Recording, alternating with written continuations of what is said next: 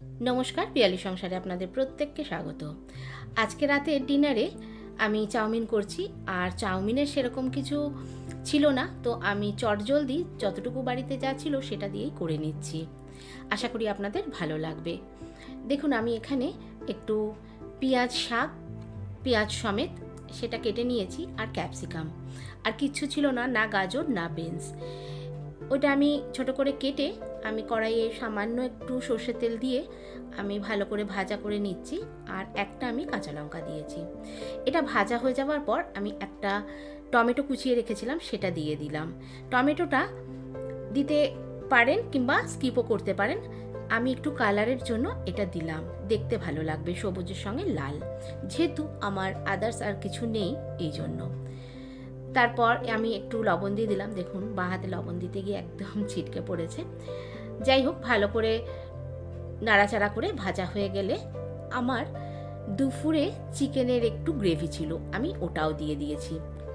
প্রত্যেক দিন একঘেয়ে রুটি খেতে খেতে আর ইচ্ছে করে না, তাই মনে হলো আজকে একটু চাউ করি, কিন্তু যেহেতু সেরকম কিছু ছিল না, তবে এই চিকেনের গ্রেভিটার জন্য স্বাদের মাত্রাটা কিন্তু অনেকখানি বেড়ে গেল।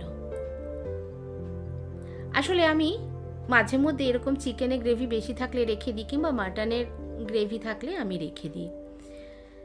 যেমনি আলুর দম করে নেওয়া যায় মাটন গ্রেভিতে, সেটাও কিন্তু ভালো লাগে। এরপর আমি এর মধ্যে একটু অরিগ্যানো দিলাম। আমার মতো আপনারা কে কে এরকম চিকেন কিংবা মাটন গ্রেভি দিয়ে রান্না করেন অবশ্যই কমেন্টসের মাধ্যমে জানাবেন।